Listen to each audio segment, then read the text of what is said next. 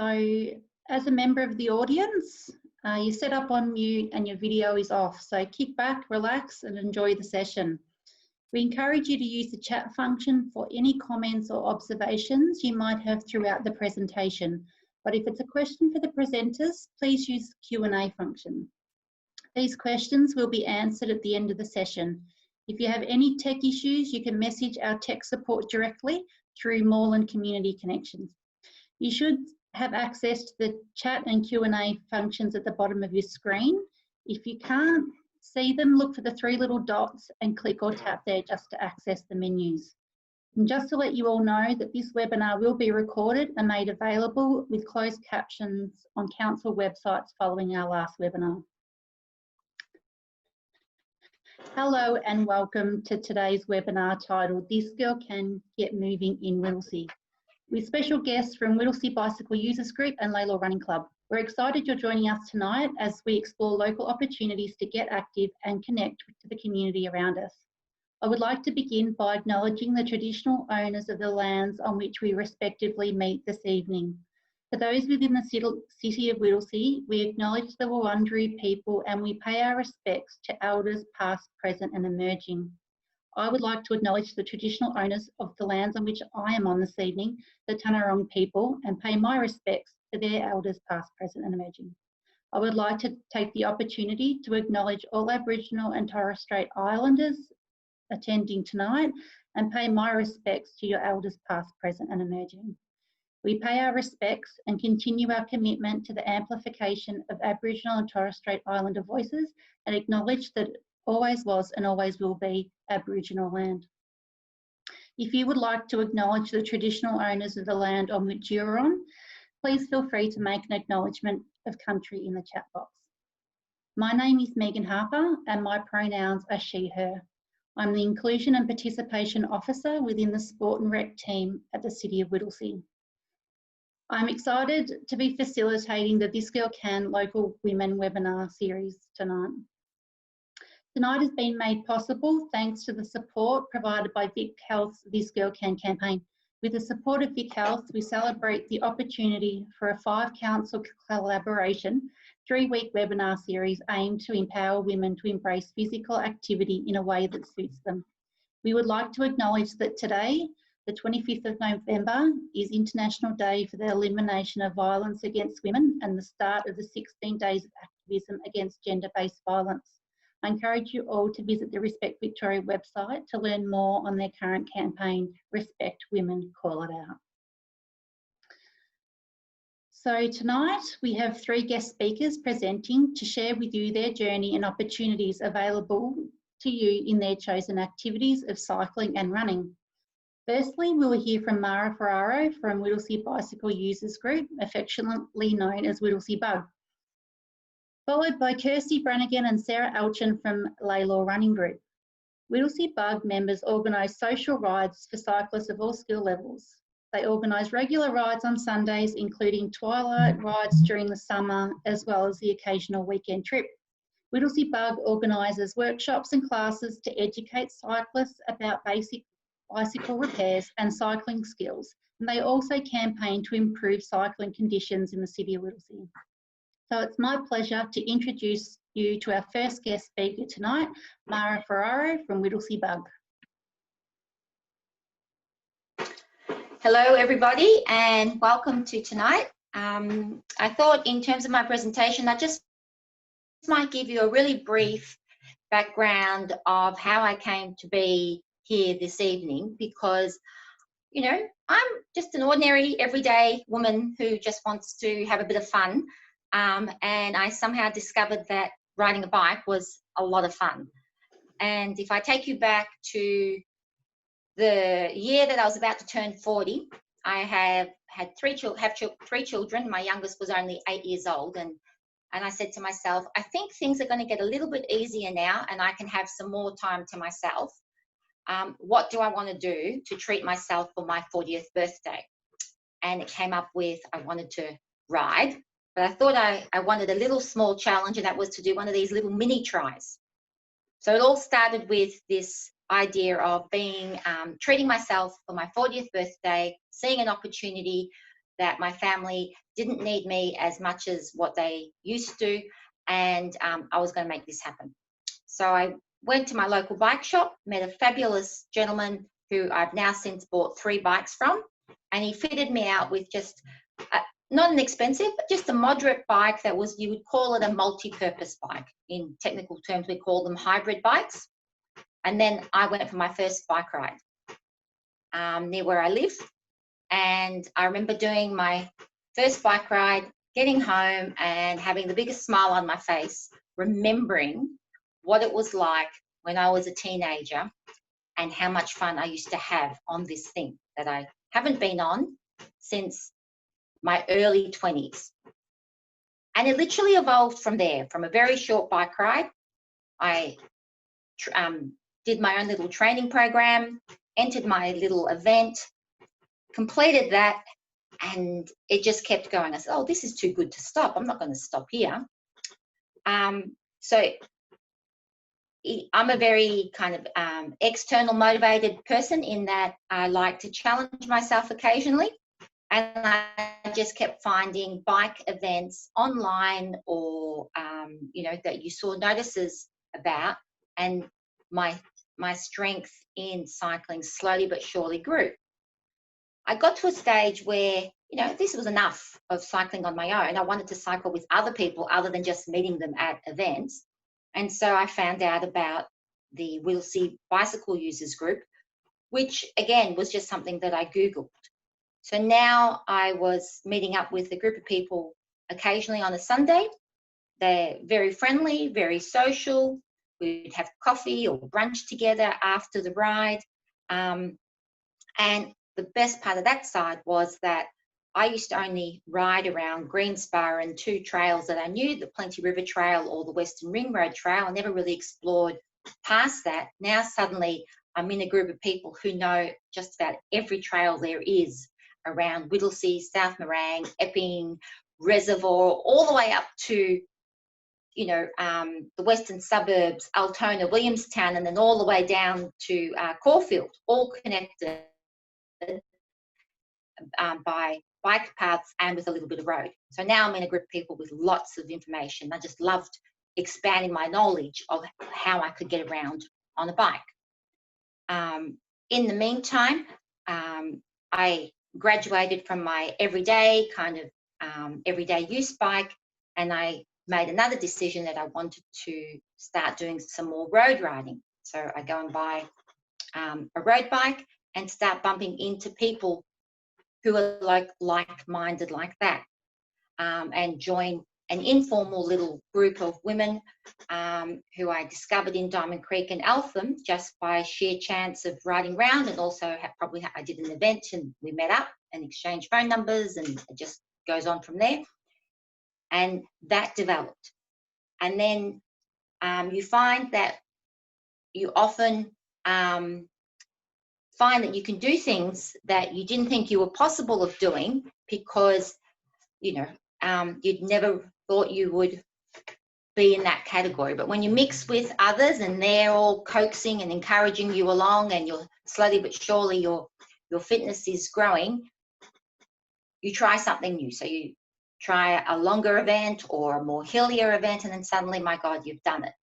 And it just slowly but surely evolved like that. So I've seen myself as somebody who was doing pretty much nothing to doing a little bit to mixing with a few like-minded people who then encouraged me further. And then through that, having taken on some big challenges, and then decided, okay, I'm pretty good at this. I don't mind doing this. But I did notice that there wasn't a lot of women. I belong to some small groups, but in general, most of the people that I rode with were male. And I thought, well, that's not right. We need to get more women on bikes. And I took on a leadership role in the BUG group and said, hey, I think we can do something in this sphere. And we applied for a community grant. So now, you know, we've tried to launch it twice, but COVID has knocked us back, but it will happen most likely early in the new year. We have money to run a program specifically designed to encourage women to get on the bike and develop some bike confidence and some bike skills and have some fun together. So we've called it the Women's Bike Skills, Fun and Friendship Program, because the things that I gained that keeps me getting back on the bike and meeting up with people is also the friendship part of it. It's not just something that I do on my own. It's the friendships that I've made in both the kind of more social groups as well as the road kind of more, lycra groups that has encouraged me to keep developing myself in this skill of cycling. And, I've always said to everybody that if I haven't got a smile on my face, then what is the purpose of doing this? So a little bit of information about the WhittleseaBUG. They themselves have been around for about 10 years. They started from a funding program similar to what I've applied for, because a group of people got together and said, hey, we want to improve infrastructure around the Whittlesea community. Whittlesea Council is really good in putting probably the most amount of dollars per capita in cycling infrastructure. And so in the Whittlesea municipality, we have lots of shared paths that you can ride from point A to point B safely. And often we get consulted when there are big new road projects, and our input goes into making sure that the cycling infrastructure that goes with that new road project or rail project, like the South Morang Rail that was built last year or the year before when it was opened, is there, and that it's done properly. So we have a role behind the scenes to make sure that cycling infrastructure gets built, but also if the existing cycling infrastructure that was built many years ago isn't up to scratch, that it actually gets fixed. So if there is a overpass and the bike path goes underneath and it keeps getting flooded every time it rains, well, that's no good if you have to then divert a couple of kilometres on your journey because that path is now flooded. So we keep an eye on things like that and lobby the council to put funding aside to fix that problem, so that the stuff that we do have is at a good quality and easy to use. The other thing we do is, like I mentioned before, is put on the rides. We put on long rides and short rides. At this point in time, because we're just getting back from COVID, we're only doing the short ride, so it's accessible for everybody. But as people grow in their cycling, fitness, they then have the option of joining a long ride. And like I said before, they go to all different parts of Melbourne. The other thing we also do is a couple of times a year we put on like a weekend away, and therefore we organise trips to regional Victoria. We'll ride on a rail trail to a destination, stay overnight, and then ride back. So that's the other part of cycling. It's not just about riding around your local community or riding to work or riding for recreational or riding for fitness, but there's a whole thing of cycle tourism, especially in regional Victoria and other parts of Australia and overseas, that you can do that enjoy a different way of touring, basically, and seeing a different way of seeing the area. In terms of I just saw that question, in terms of the length of the rides, a short ride can be anywhere between 12 Ks to 20 Ks. Now you may think that 20 Ks might be a lot on a bike, but it's actually not really that long. In terms of the exertion level, especially around Whittlesea, because it's so flat, you could easily complete, if you can walk for an hour at a normal pace, not a puffy pace, you can easily cycle for an hour in a flat area without too much effort. So a short ride between 12 and 20 Ks is like the equivalent of walking for about an hour at a normal pace. And then our long rides, they can vary anywhere between 40 to 80, but the average is probably around, 55 k's. Yeah. So, and sometimes we go out to the hills in Hurstbridge and St Andrew area, or sometimes it can be just all on bike path down to the city, to South Bank or to Carlton and back. And some of those longer rides, especially they are towards the city, you always have the option of taking the train back. So if you can do half the ride rather than up and back. Now, just where was I? So yes, I was mentioning about cycle tourism. So I want to really talk a little bit about that, because that is something that I'd never ever thought about until I was with a bushwalking group, and I noted that they put on an event once a year that was a combination of bushwalking and cycling. And I thought, oh, this is interesting. I've never done this before. And so that, just by mixing with those people, it encouraged me to go, oh, that might be an interesting idea. So all I had to do was, on that first multi-purpose bike, buy a bike rack that I put over the back of the bike, and then hung those bags. And I did my first weekend away of bike packing. And, we took a V-line train out to Traralgon, rode our bikes, I think, to Merbau North, spent overnight there and did some local walking around there, and then took the train rode the bike back, I think, to one of the other further out stations, and then took the train back.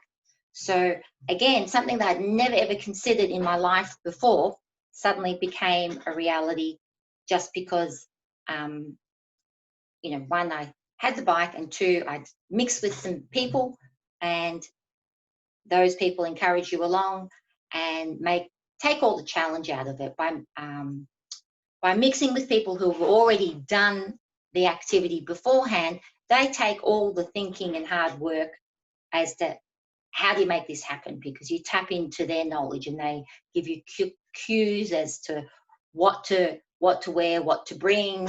And that's the thing. Cyclists, irregardless of all the different groups that I've ridden with, I've never found a group of people who aren't happy to share their knowledge with you, whether it be about drink bottles, and if you're wanting to do it for fitness, do you need any of those sports drinks, yes or no? If you're going to do a long ride of 50 k's and you're not going to stop for coffee until the end, what kind of food is best to pack in terms of a little munchie to keep you going? Everybody, what type of bike to buy. Everybody I have met has always been happy to pass on information. And I suppose the other thing too is, what do you need to get started when you ride a bike? You just need the bike and a helmet. Do you need Lycra? Not really, especially if you're just starting and you're only going to be riding a short distance. The reason people wear Lycra and those funny shorts with the padding is because, one, they're probably riding hard and for fitness, and they'll sweat a lot, and it's a good idea to have, sports specific clothing on. Or two, they're actually going to be riding for more than an hour, and then that's when I would say that investing in a pair of bike shorts is a good idea, just for comfort, because you've been on the bike for a long time. I think that's great, Mara. I think, and we'll probably cover up. I can see in the chat there's some interest in how to go about buying a bike and getting started. So we'll look to cover that off in the Q&A section at the end of the session, because I think that's a really valid question and a topic that would be really great to explore. Okay. And I think that it's really clear from your presentation tonight just how supportive a group WhittleseaBUG is, and I love how your story is very full circle. How you were new to riding and you started, and you had a lot of support from the people around you, and you connected to other people. And I think that it's wonderful to see you then being in a position to offer that support to other women, and I think that's an amazing thing for you to be doing, and for women within the city of Whittlesea. And I know how passionate you are about bringing people on board the cycling journey, and empowering women with the skills to get out and get riding. So we're at the City of Whittlesea, we're very supportive of the program that Mara is offering, and we can't wait to get it off the ground. So but I think now we're finally in a position where we might actually see that happen after a few false starts due to COVID. So but yes, we'll definitely encourage any women in the room tonight, if they are keen on starting and they haven't ever cycled before, it doesn't matter, we can still make that happen. And that's what tonight is all about, and why we have Mara with us tonight. So now we're going to hear from Kirsty and Sarah from Lalor Running Club, another passionate bunch of women and community supporters who I have come across in my time at the City of Whittlesea, and I'm also a keen supporter of. So Lalor Running Club is an Athletics Victoria affiliated recreational running club based in the northern suburbs. And their core purpose is to develop and maintain a love of physical activity with a strong sense of community and connectedness, which I know is true, but that is what actually happens at Lalor Running Club. Sarah Alton is the president, who talks, laughs and cries her way through every running challenge she faces. I don't think you're alone there, Sarah. Keep it up. Including 750,000 steps at Ultra Trail Australia in the Blue Mountains. I think that's a valid cry there. And Kirsty Brannigan is the vice president, who ran a marathon in Hawaii last year, but everyone probably knows that because she's been talking about it non-stop since she did it, and I think that is valid because it's an amazing achievement. So now the girls are here to discuss everything Lalor Running Club, with a particular focus on their Walk to Run program, which is specifically designed for newcomers to running. So I'll hand over to Kirsty and Sarah now. Thank you. Thanks, Megan. We've just got a little presentation we're just going to share with you guys.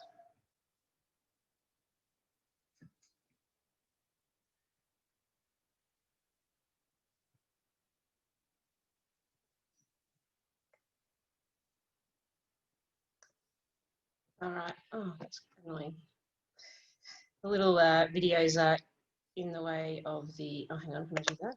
There we go. Sorry. Okay, so just a little bit about the history of LRC. We started as a running club in January 2017. There were a few people who ran regularly at Lalor Park Run who got together in a message chat group, which was literally called People Who Want to Run During the Week, just to organise some midweek runs, because we were aware that we were consistently running our 5Ks on a Saturday and then finding it hard to get motivated to get out and run on our own in between times. So the chat group grew to the point that we created a Facebook page, which quickly attracted lots of members. In that first year, we caught up 3 times a week for runs, as well as our 4th day of park run. And then by October of 2017, we held a vote with the members who were active in the group and decided to become officially affiliated with Athletics Victoria and become an incorporated association, sorry. That's sort of fancy words, which basically just means that we're insured, our coaches are actually qualified through Athletics Victoria, and all our policies and practices are in line with Athletics Victoria standards. So why do you need to know about where we started? Because I think it's relevant that we started because people liked to run and walk and wanted to do it with others. And I think that's a key part of the way our running and sharing that experience together. We're focused on connections and positive social outcomes. So we want to share our love of running and increase social participation and connectedness. And we know that throughout 2020, during this COVID period, a lot of people have increased their walking and running, and we want to help those changes to become lifelong, safe and sustainable. So a little bit about us. I'll introduce Kirsty, which Megan's already started, but Kirsty started running at 36. And she was one of our founding members of LRC. And that was, you know, she made that decision that a group was really the key to keeping up the running, which she had started at Lalor Park Run. Kirsty started building up from a run walk 5Ks once a week, and then she ran a marathon, which I think that possibly everybody in the city of Whittlesea knows about. She went to Hawaii. It was amazing. She was amazing. So she'll tell you all about it. You just need to ask her. That was just you don't even really need to ask me. You don't need to ask her. In fact, if you just happen to bump into her, she'll just tell you all about it, which is great. We want to hear about people's achievements. And that was just a few weeks before her 40th birthday. And unfortunately, a few weeks after her 40th birthday, the lovely Kirsty was diagnosed with stage 3 cancer, which was a shock to her. And I think it was a shock to all of us who know and love her. And throughout Kirsty's treatment and her recovery, which she's officially on the recovery path, I think that the club has been an amazing support to Kirsty if she wants to eat a donut or drink some wine or go do some day drinking in the park or go for a walk.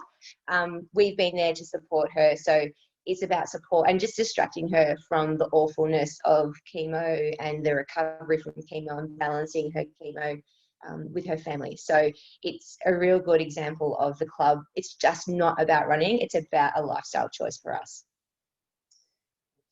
And all right, a little bit about Sarah. She began running to increase her fitness after she had her children. She works in a highly stressful professional role with the National Australia Bank, and she has 2 gorgeous boys who are aged 6 and 10. Did I get those ages right? Yes, you did. There you go. She also, as well as having an incredibly stressful work life and 2 children, she also runs a small business with her husband, which obviously happens after hours.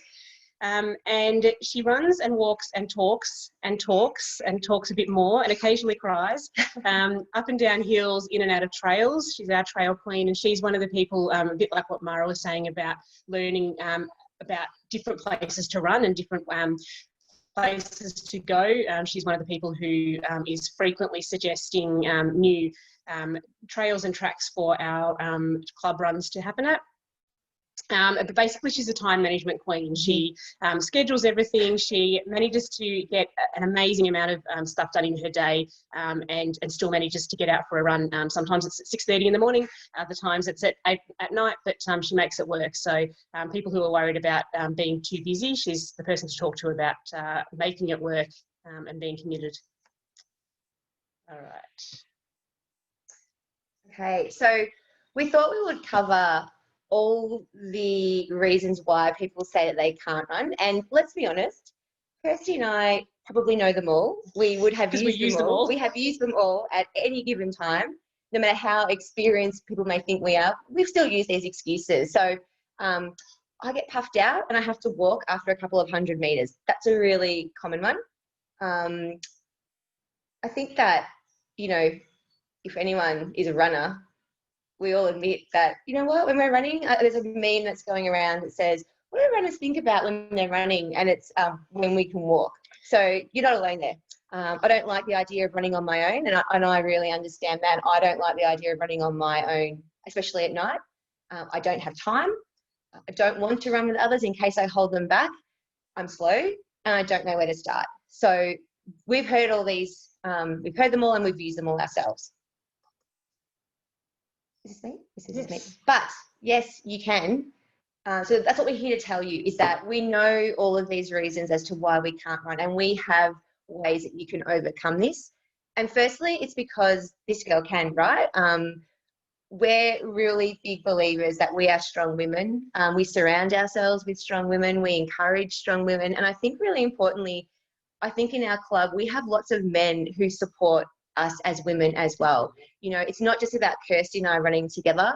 There's plenty of our male members who will run with us as well. And that's really, really important to us. So we have a tailored program managed by our fantastic head coach, and it's specifically designed to slowly increase your running from short intervals with longer walking recoveries. And the aim is to eventually run 5 kilometres non-stop. So it's a walk-run interval program that will, over the 8 weeks, it will get you to running 5Ks. It will.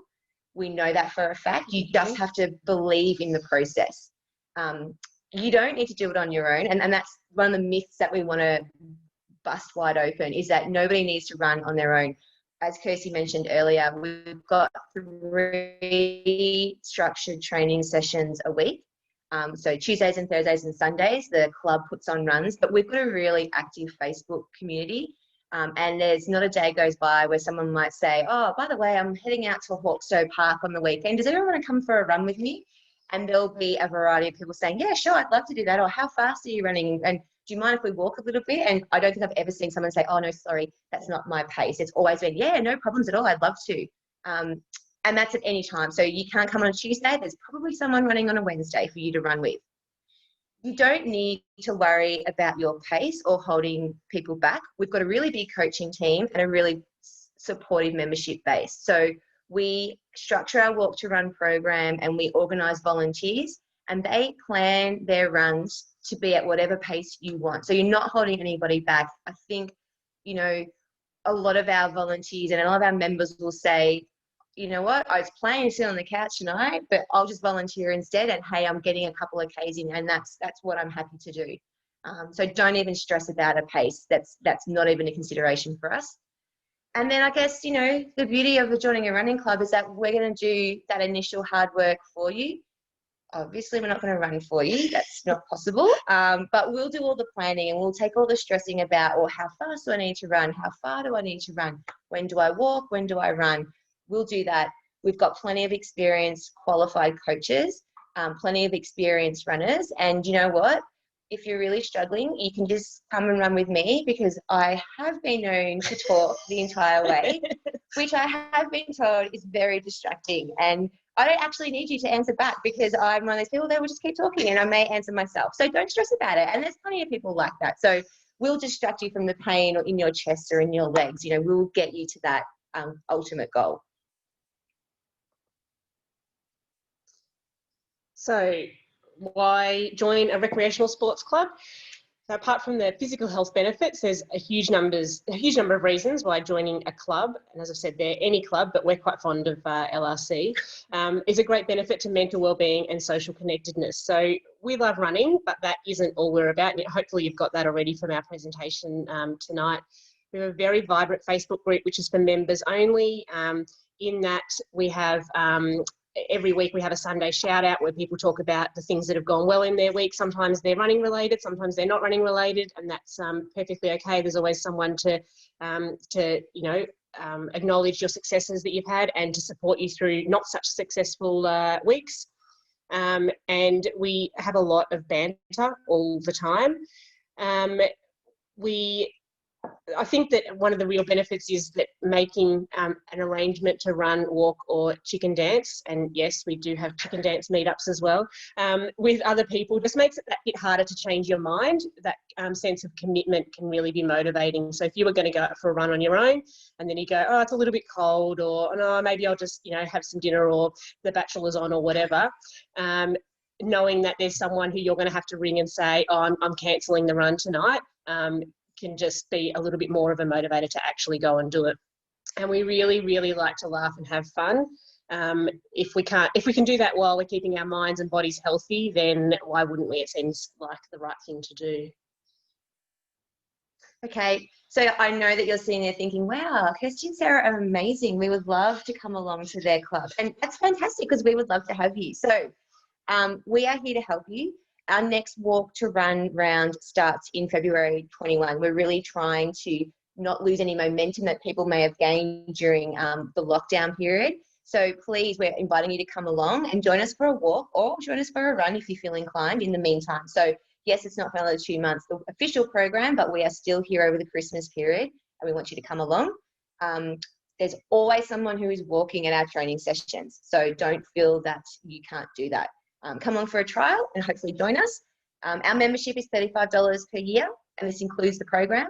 And, you know, our membership year does run from, it's from March to Feb, but if you join from any time from December 1, you'll be covered until February 2022. So you actually get just over a year if you join from December 1. So you can ask us. We have our Facebook group, which is Lalor Running Club, or you can email us at info@lalorrunningclub.com.au for more information. And I forgot to put the website on there, but the website, which I just happened to update today, so it's looking very nice, is lalorrunningclub.com.au as well. So I think if I...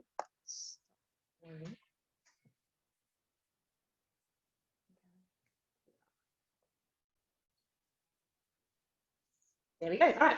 That's our presentation. Thank you. Awesome, thank you. And I think that demonstrates why Lalor Running Club is here with us tonight, and why I'm such a fan and promoter of their club as well. And Kirsty and I have had long chats about starting running because I have done that myself recently. So she's been a supporter of mine too. And I know that, and it comes across very clearly how passionate you are about running, and even more passionate, I would think, about the community in which you're in. I know through some work we've done together with a current workshop series we ran for Sports Club, how generous you were sharing with other clubs within the city of Whittlesea all the things that you had done and tried throughout COVID to support the community and to keep people active. And from the city of Whittlesea, we thank you for that, because it's been really important, and running is one thing that we have been able to do. So you've done an amazing job, and I think that's really come across tonight, the amazing work that your club is doing. So thank you.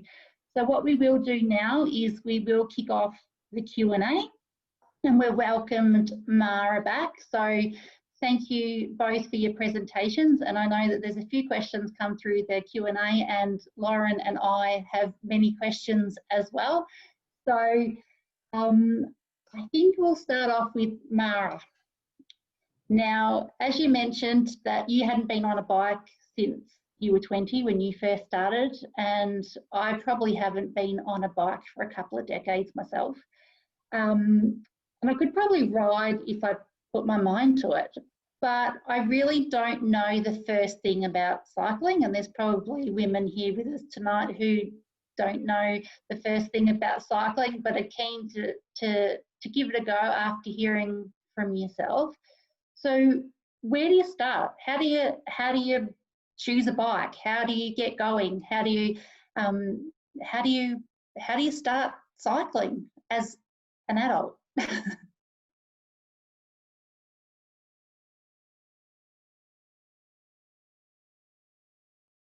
Now you should hear me. I just unmuted myself. So if we take the premise that you have ridden the bike some time in your past, it really is true that once you've learned to ride a bike, you actually don't forget. What might be different is that you just don't feel as confident on the bike when you first start pedaling off, and that just comes as you pedal. So where did I start? I started because I went to my local bike shop, and I knew he was going to be a great guy, because when I walked in and I was just looking at the bikes, I had no idea what type of bike I was going to buy. One of his previous customers walked in with a bunch of eggs from his house to give to the bike guy. And I thought, if somebody's going to make an effort to give this guy a bunch of eggs as a gift, and he no longer lived in the area, he had moved away, and he just came in to say hello and bring in some eggs. I thought, now this bike guy's going to be a nice guy, must look after his customers, because if you've got a customer that's that appreciative of him, then he must be all right. So I started chatting to him, and told him what I wanted to do. And he listened properly and sized me up as a person in terms of the type of person I was and matched me to a bike. If I was going to give advice to somebody, I would say, think about what type of riding you want to do. Do you just want to ride paths? And that's a good thing. And how long are you going to ride for? You know, is speed really important for you, or is comfort more important for you? Do you have any physical issues like sore shoulders that, you know, that could play up a bit? So by telling all these things to a bike shop guy, they will be able to work out what is the best type of bike for you. So for example, my husband has shoulder issues, and the first bike that we bought him was one that put his body in a more upright position. So it's got flat handlebars, not those racing, you know, those road bike handlebars. So by being in a more upright position, it takes the stress over the pressure of leaning forward and putting weight through the shoulders as much, and he rides more comfortably. And so that's kind of where I started. But if you, another way to figure out where to go is if you have a friend who rides, you know, chat to them and does the type of riding that you want to do. Because ultimately, you know, I think personally it doesn't matter really what type of bike you start on, as long as you're comfortable riding that bike. And all bike shops will let you take the bike out of the shop and give it a trial run. And if that doesn't feel good, you try a different one. So if a bike shop guy says to you, no, you can't trial the bike, walk out straight away. But we're lucky, we've got some really good bike people. We've got Bike Shop down in South Morang, and he's a pretty good guy. And then there's Marcus in Montmorency, who's an excellent bike guy as well. So I think we're well serviced. They're the two that I know personally. But yeah, generally try the bike out before you buy. They will set up the seat height for you and give you the right size for your height. And then you take it for a little squeeze around the block. Ride it for at least 5-10 minutes before you come back, and you'll know if that's the comfortable bike for you. And the question, which bike in South Morang? Bicycle centre on the corner of, is it McDonald's Road and Plenty Roads, just there on the corner. That's the one. And where I think they even sponsor, yeah, they actually sponsor the WhittleseaBUG. So if you become a Bug member, which only costs you $15 per year, you can go there and you'll get a discount on your bike as well. Another place to start too, like I was just saying to the girls before, just last week I was at Hawkstow Station unloading my bike from the car because I wanted to do a shorter ride out towards Whittlesea rather than from home, which is Greensborough for me. And she was just standing there, and she actually approached me and started talking to me about cycling and how she already cycled, but she wanted to expand her cycling and start cycling with other women. And so we exchanged details. So, you know, if you walk along one of the shared user paths and you see another woman or riding a bike, you know, or you see some cyclists at a cafe, which is quite common around, don't feel inhibited to stop and talk to them, because like I said before, most people, especially cyclists, like the runners, will talk your head off about you know, their bike, what type of riding they do, how much fun it is, whether they're training for an event, who they ride with. Yeah, most people who cycle are pretty passionate about it. And that reminds me before, in terms of the excuses for not getting up and doing something, all the WhittleseaBUG group rides are called no drop rides. So if a new person, not just a new person, but anytime, if anybody has to stop, whether it be for mechanical reasons or because they're feeling tired, everybody kind of stops. How we manage different levels of fitness and ability is as the ride leader would say, okay, if people want to go ahead, that's okay, but stop and wait at this designated spot. And it's normally like, you know, if we're going to take a turn at that spot, so, you know, you stop and wait to make sure that everybody takes that left-hand turn. And then, so it's kind of like a caterpillar. The fasties have gone ahead, but they stop at that particular point, and then everybody else gets to there before you move on. So whether it be for mechanical reasons or for kind of directional reasons or for fitness reasons, yeah, it's a no-drop ride. We all finish at the end together, and we look after each other during the whole ride. So it doesn't really matter the fitness kind of level. Everybody knows that we're getting together for social and recreational reasons. We're not getting together for that particular ride to, you know, to do a serious hard ride. That, you know, is more associated with the longer group.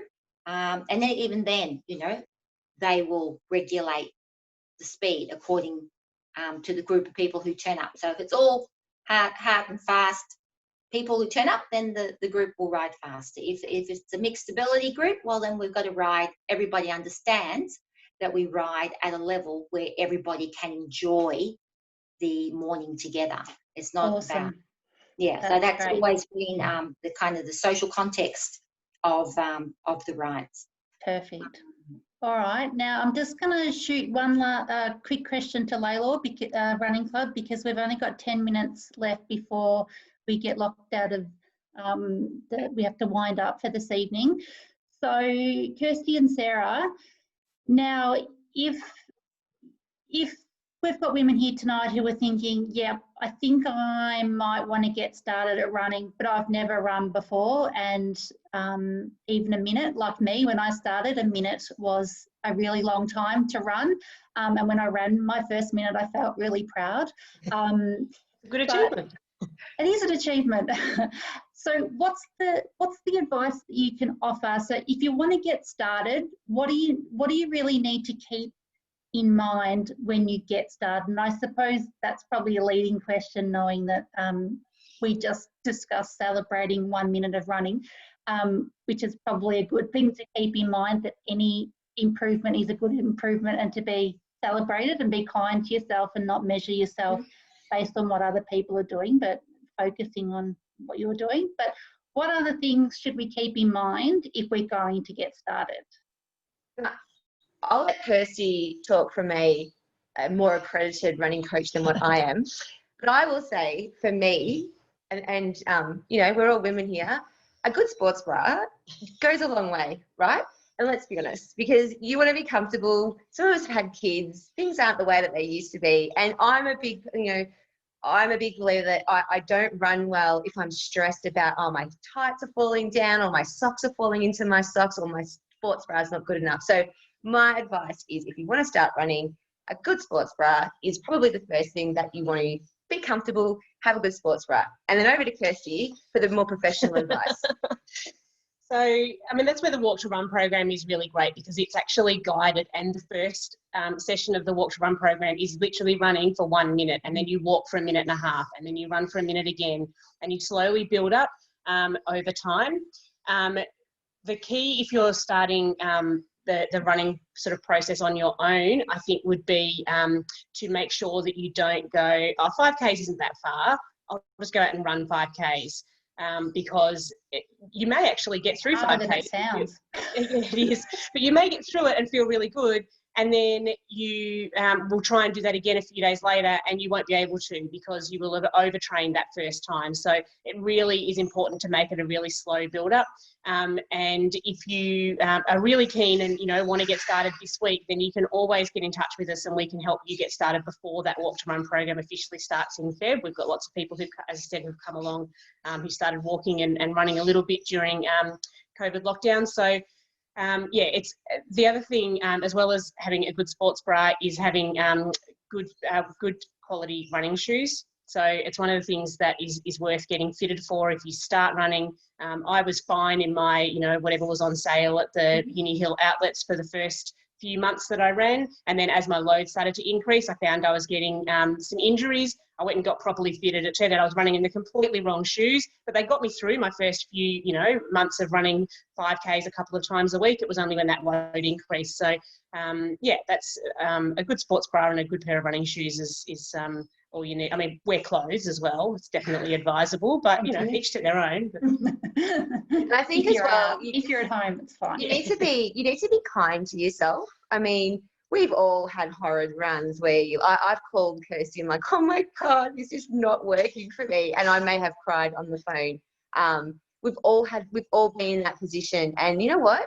Just pack it up, like walk it home, because at least you've gotten out for a couple of Ks, even if you may have walked home, and then just try again in a day or so. So just be really kind to yourself. I think we put too much pressure on ourselves to be amazing at everything straight away. And running, you know, you've got to learn how to do it. You've got to practice. You've got to put the time in. So sports bra, shoes, a bit of a program, and just be kind to yourself. And as you said, Megan, just, yeah, don't compare yourself to other people. You compare yourself to yourself, basically. So, yeah, it's about continuous improvement, but you will have, as Sarah says, you know, she's run amazing runs, and then one day you'll go out for a normal run and it'll be bad. So, you know, not have a good day, and that will happen too. But it's about seeing the bigger picture of the progress that you're actually making. And we always say the hard runs are the ones that make you a good runner, and they're the ones that make the good runs feel amazing. So, yeah. Yeah, awesome. Thank you. Now we'll have to wind up now, but I would like to offer a really heartfelt thank you to Mara, Kirsty and Sarah for joining us tonight. I think it's an amazing service that you're providing our community, and I think that you know, it's been great.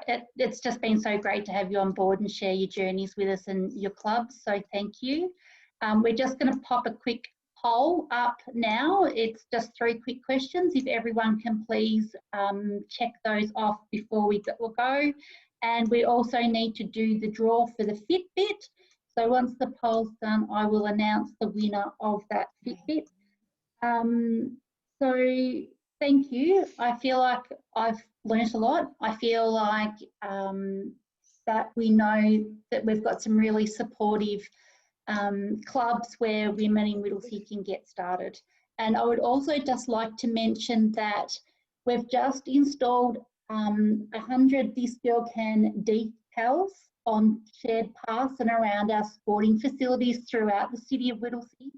They're all been installed 200 metres apart. So if you do want to try some running, they also might be a good place to start to see if you can run that 200 metres and then walk the next 200 metres to the next decal and run the next, and see whether or not that inspires you. So please keep a lookout. They are out through the municipality. We haven't actually told everyone where they are. We're expecting everyone to find them and let us know where they are through our website. So would love to hear from you, and look around where the decals are, because there are other sports opportunities close by, whether that be tennis or BMX riding or outdoor fitness stations. So when you see those decals, take a look around and see what else is on offer throughout the municipality.